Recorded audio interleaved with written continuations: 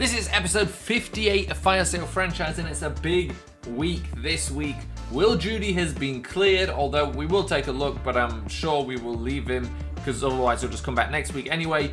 But I think he'll probably lose his speed, things like that. And Kirby Lott is back as well, so that's really been a big miss for me personally. Not having that tight end there that I trusted a lot. There's nothing against Mobo, but his catching isn't that great. Kirby Lott really catches a lot of clutch passes, you know, for first downs, things like that, just like Chance Sugars does. Will Judy, let's take a look at what we're looking at if we do bring him back. So we're actually looking at some decent stats here. The risk reward is only dropping. Of course, the injury rating drops, but 72 isn't awful. Stamina drops, that's not awful. Strength rating drops, but he's not that strong.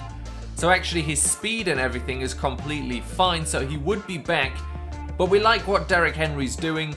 We've got to give him at least one more chance here, one more game, considering how well he played. So we're going to start him, let Will Judy fully recover, because obviously we've had some injury problems with him in the past, and there's no point bringing him back to risk another injury. And again, it's a high chance of re-injury. It was a broken collarbone again. We always get those. Tony Romo is our team doctor. But it's a big game today as well against the Atlanta Falcons. I say a big game, it's a divisional game, and all divisional games are big, mainly because it's the Atlanta Falcons who we lost to. That's the only reason it's a big game. But before I go into that, I want to comment on what people have been saying about finding a new wide receiver. That is 100% the target for this draft, is to find a new wide receiver. Not a new wide, to draft a wide receiver. You know, Brandon Coleman for about half a season was a true alpha number one wide receiver, and then it kind of just disappeared. I don't know why, but it just went away. So we definitely do need another one, an actual number one wide receiver where we can just throw him pass after pass after pass. I guess over 100 catches a year, that kind of wide receiver. Right now we're still spreading it out everywhere. So the big thing though is week 15, two players made it to the NFC Offensive and Defensive Player of the Week. We dominated it there. So Derrick Henry going in with 189 rushing yards, a touchdown, 43 receiving yards, a touchdown. Of course, you can't be surprised Ronald Darby is there with 2 interceptions and a touchdown. And we can go into this game against the Falcons fresh off that. They humiliated us, shall we say, at home. So we need to go over there and see if we can give them a little taste of their own medicine. They ruined our perfect streak. Let's see if we can ruin something for them and go in and dismantle them like we beat the Minnesota Vikings, winning 34-13. If we can get a similar scoreline against these Falcons, if Derrick Henry can run wild again, we'll have a great time. So here we are, it's the first play of the game, and this is a guy that I feel like causes us more problems than any other quarterback, Jerry Schneck of the Falcons, and they complete a pass early for a first down. And then on the very next play, Devontae Freeman here getting away, Eric Nickerson in chase behind him, and finally manages to catch him at the 32-yard line. Now first and 10 from the 32, trying to throw one out to Freeman on a quick swing, but Darren Stanley is there to blow it up. And 3rd and 5 now, Schneck looking to pass, throwing it, finds his man, and he's tackled like an inch short of the goal line. 2nd and goal on the 5 now. Freeman trying to run in. Deion Jones is able to stop him. 3rd and goal. Trying to get some pressure on him. Cannot get the pressure, but he also has to throw it away. There was good coverage, and they have to settle for a field goal. 3rd and 10 here early for us. Lance Sitton making a nice throw there whilst rolling out to Chance Sugars for the first down. 1st and 10 at the 46. We look to establish the run. Derrick Henry there driving for some extra yards after being hit.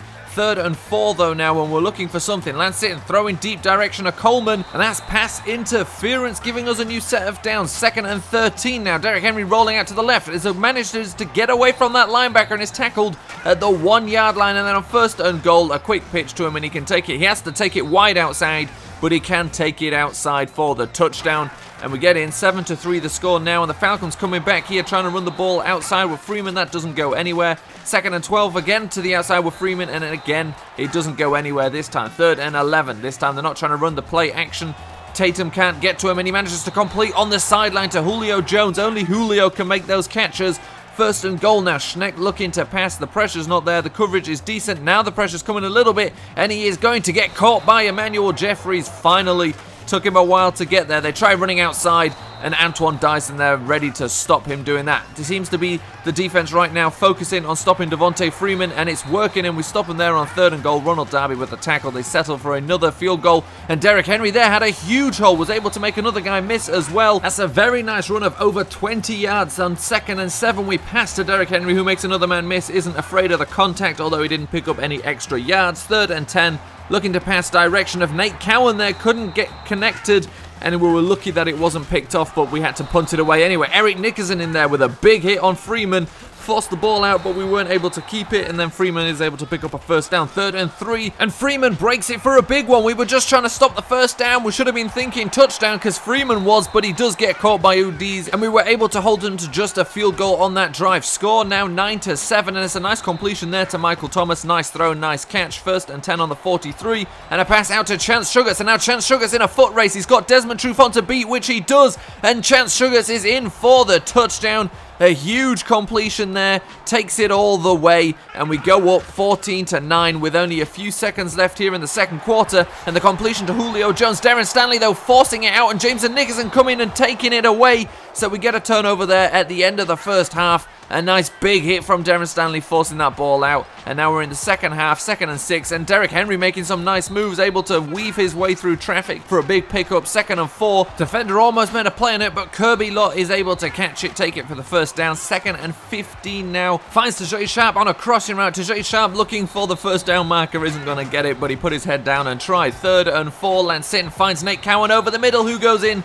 untouched for the touchdown. The score now 21-9. Eric Nickerson with a big tackle. Freeman must have done him wrong somehow because Eric Nickerson is out for blood, and another big hit again on Freeman there. 1st and 10 at the 37 though for Schneck now. Under some pressure, gets it out to Julio Jones, who is tackled by Dion Jones. 1st and 10 at the 11, and Kevin Pierre-Lewis coming in for a flying sack there, just managing to get his arms around Schneck and bring him down. 3rd and 25, a completion over the middle, 2 missed tackles, and the Falcons are in for a touchdown. That should have never happened. Shouldn't have even got a first down on 3rd and 25. They get a touchdown, and Nate Cowan here fighting for some yards. We're able to pick up the first down after that on the 37-yard line. Derrick Henry bowling through some people there. 3rd and 9 now. Sitton looking to pass. He has over the middle. Thought he had Kirby Lott. Wasn't able to connect, and we had to settle for a field goal. 1st and 10 now for the Falcons, and Ryan Tatum finally comes in with the sack on Schneck.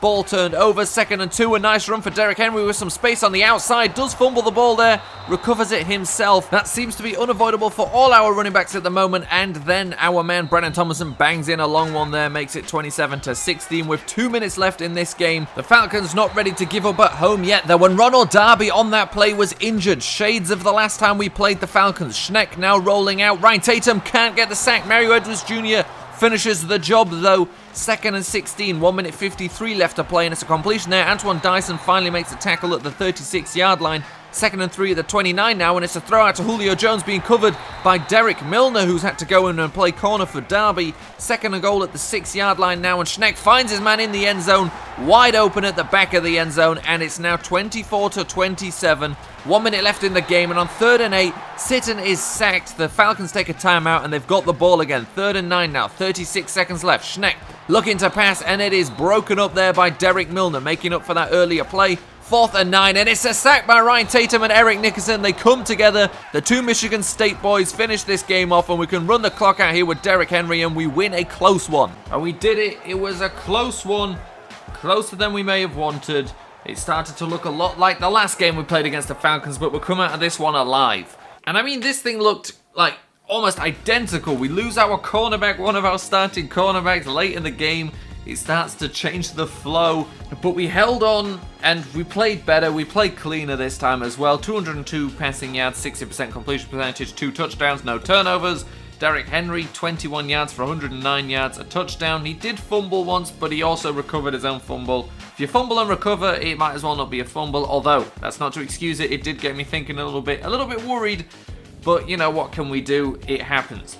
Receiving then, Derrick Henry, 6 catches for 51 yards. Chance Sugars, 2 for 77 and a touchdown. Nate Cowan, 2 for 19 and a touchdown. And then defensive, Eric Nickerson, he was out for blood today. Not only did he lead the team in tackles with 12, he was smacking people around every time he got a chance, was involved in that game-winning sack. We'll call it a game-winning sack because that's exactly what it did. It won the game 100% for us. Ryan Tatum with 1.5, Emmanuel Jeffries with 1, Kevin Pierre-Lewis with 1, Mario Edwards Jr. with 1, and Eric Nickerson with 0.5. Forced fumbles, Darren Stanley with a big one, Eric Nickerson with 1 that wasn't recovered. We can get the ball out pretty well. We don't recover it that often though, but we did recover that one by Darren Stanley, Jameson Nickerson on that one. But we held on for dear life, and we did it. We managed it. 27-24 the score. I'm very happy with this result. It really started to go away once Ronald Darby was injured, and it's very interesting to see how long he'll be out. Hopefully short term. I can't tell from the injury. It's not a common one we see too often, but it's going to be big. It's going to be big in deciding how these playoffs go for us. So here it is. It is a longer term injury. We're begging for something like 2-3 weeks at the most, and it's 5 weeks, which does mean he will be back. He will be back because, of course, Christian Stuckey is going to be back for the final game. With all the coaching XP we've gained, one of the things I own is the renegotiation thingamajiggy for O-linemen. So I thought, if we can take advantage of Nat Newsom here, obviously go the 7 years and take down the salary and signing bonus and get him under a 4 million cap hit. One, that's very reasonable for the kind of player he is. 2, it's cheap enough to be able to get through the offseason and then maybe trade him away if that's what we decide to do. And if he will take, let's really lowball him here. This is completely ridiculous and not reasonable whatsoever, but let's see if he'll take 3.59 million. We'll make the offer, and he took it. That was a low ball. We went as low as we basically could. 3.59 million cap hit for, you know, a guy that's been our starting left tackle for a very long time. It's completely reasonable. That, you know, pretty much takes care of anyone we were going to re-sign. We do now have, you know, a squeeze on our cap space. It's going to continue being a problem. So at this point, we're the best team in the NFL outright, but we're also, you know, we've 100% got the first round bye, home field advantage throughout the playoffs. I don't know where the Super Bowl is. Maybe that's also home field advantage. Who knows? But more importantly, what that means is we can actually throw out a couple of non-starters here against the Bears. What we can do, more importantly though, rather than non-starters, I will, with the defensive backs, be careful because I don't want more injuries to happen there. This will actually be a game where we consider who is playing where in terms of injuries, because we've seen too many again this season after last season already being terrible. So we'll stick the same everywhere here with these guys. Probably be careful with Chance Sugars. We probably won't play him. Let Kirby Lott have the full game. Will Judy will let play again to see what happens. See, you know, getting back in the groove, but he will split time with Derrick Henry, who's been playing very well so far. Quarterback, I think maybe at least a half for Carson Wentz. So if Lance Sitton plays, it will be for a quarter or one half. Defensively, I'd like to take Dyson out. Don't want him injured. We can't really do too much with the linebackers, but I'll do as much as I can. Again, leave Deion Jones in because we can risk it and it gives him some more playing time. We'll change the strong safety. Cornerbacks, we'll take Nickerson out. On the defensive line, we'll keep Ryan Tatum in, get him more playing. Defensive line, actually, I'm pretty happy with. Maybe take Mario Edwards Jr. out because he's already been injured this season. Maybe take Vance out, put Onyemata in, keep Jeffries in. Rookies, obviously, we want to keep playing because rookies need all the time they can get, you know, for experience, everything. I mean, literal XP points. But for the Bears, it is going to be a matchup of the backups because we don't need to win this game. We can lose it if we want. Not that we want to lose it, but it means we can be safer with the guys, considering we've had injury problems. And let's play the Bears. Now, we may have decided to put some second-string defenders on the team, but the Bears have Gabriel Bidwell, the 2017 first overall pick, immediately showing off on that play. He is joined by Brendan Adai, the running back who came into the league the same year as him. And Adai was the best running back in 2019. 3rd and 3, they try a screen, but Kyler Fackrell is able to stop that one, and we hold this high-powered offense with a deep receiver group. Greg Olsen at tight end. We hold him to 3 points, and we get a chance to do something ourselves here, but we did not. We had one good play, and that was about it. Give him the ball back. Bidwell there trying to run an option. Doesn't go fast. 2nd and 7 now, looking to pass. Finds a wide open man there. Milliner finally makes the tackle, and 3rd and 2. We've got a chance to get him off the field. However, we don't take advantage of that chance, but Kyler Fackrell coming in with a big hit. 2nd and 10, trying to run outside with a die. Nothing happening for them there, though. We hold them to another field goal, have the ball back now, and Lance Sitton trying to throw it from a bad body position. Throws it up for Tajay Sharp, who lost out to Kyle Fuller, and we turn the ball over there. 1st and 10 now for Sitton. Again, we managed to get the ball back without anything else happening, and it's a completion to Michael Thomas. 2nd and 8, we try and run with Will Judy, and he manages to find himself some space here on the outside, picks up the first down before being tackled by the safety, but we do nothing. Give them the ball back, and Adai there trying to run to the left, gets a little bit more, and now Preolumo is holding his knee. That is not what we want to see from him. There's a sack there by Kyler Fackrell coming in. 2nd and 16. They're going to run the ball, and that is going absolutely nowhere. Tremont Steve speed all over that one. 1st and 10 for our offense now, and it's a completion out to Kirby Lott. It's his chance to shine today, and he does it by picking up this first down, fighting through some contact. 2-minute warning, 1st and 10. Completion there to Will Judy, who was able to get out of that first contact, pick up the first, and he could have kept going, but there's only so much field. 2nd and 21, and a wild pass overthrown. Kyle Fuller gets his 2nd interception today. It's a nice tackle by Antoine Wall. We can say that, but that was just a crazy throw. 2nd and 10, a completion out there. A couple of missed tackles. The receiver is now on his way. Tremont Steed trying to get to him. Is struggling to catch him from behind. Just manages to catch him, slow him down. Another guy coming in to help him. Brandon Warford, 3rd and 4. They're trying to screen. That doesn't work out. Ryan Tatum was out there in coverage and blows that one up. Will Judy there making a man miss. This is what we know of Will Judy, and he gets a face mask at the end of it to get some extra yards, but all we could do was settle for this field goal on 4th and 7. The score is 9-3, 5 minutes left in the 3rd quarter right now. Gabriel Bidwell there finding his tight end. Javonte Harden playing free safety today to make that tackle. Carson Wentz now in at quarterback, 3rd and 4. Cannot find anybody open, so goes for it himself, slides, picks up the first down. 1st and 10 here, a run with Derrick Henry, and he finds himself a huge hole there, running off the back of his blockers. Very nice running.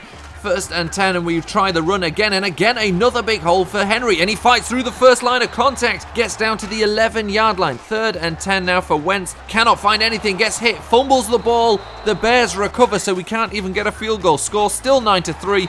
D. Milliner there in with the big hit on a dive. 3rd and 15 for Bidwell, looking to pass, and he manages to get rid of it quickly, but had to settle for a short pass, and it's not good enough for the first down. Derrick Henry fighting through more contact again, getting a face mask and an extra 15 yards. And Carson Wentz wildly overthrowing Kirby Lott there. We've seen it from Sitton, we've seen it from Wentz.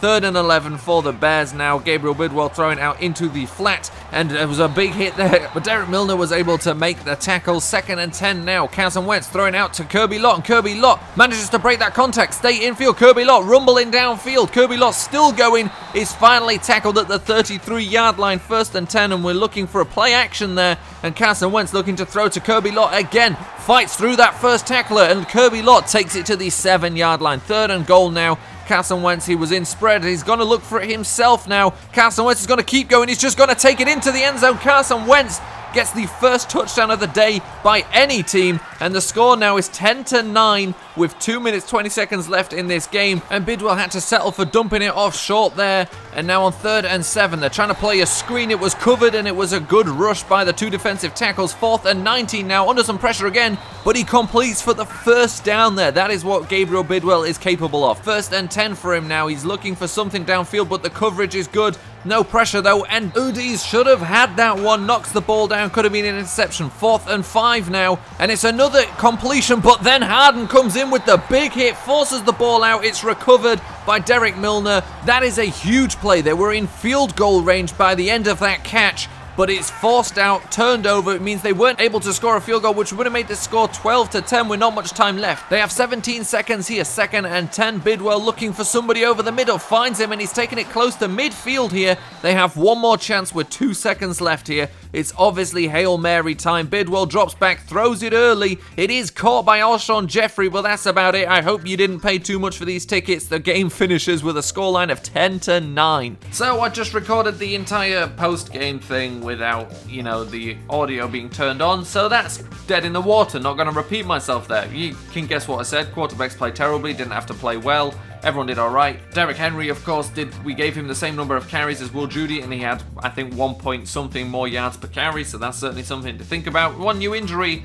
I don't know who that is. Oh wait, I do. Ekpreolumo, of course, the partial ACL tear there for him. I mean, it's only 6 weeks. A partial ACL tear for Ifo Ekpreolumo, the fact it's only 6 weeks, is huge, but of course that does mean he is gone, he is out, we won't be seeing him again for the rest of the season, means he'll miss the Super Bowl. And I am, of course, talking as if the Super Bowl is guaranteed because, well, with 15-1, the Super Bowl should be everything but guaranteed. One player has regressed. Let's have a look at that. I don't know who that was. Carson Wentz injury. What are you on about? He wasn't even injured.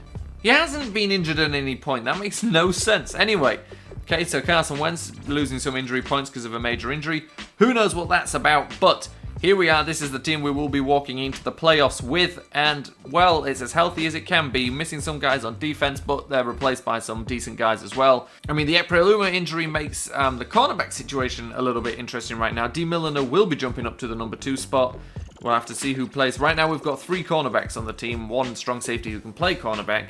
We'll have to take a quick look at the free agents to see what's there, but for this episode, that is it. We are done. Next episode, we'll be on to the playoffs, and I hope we can go far.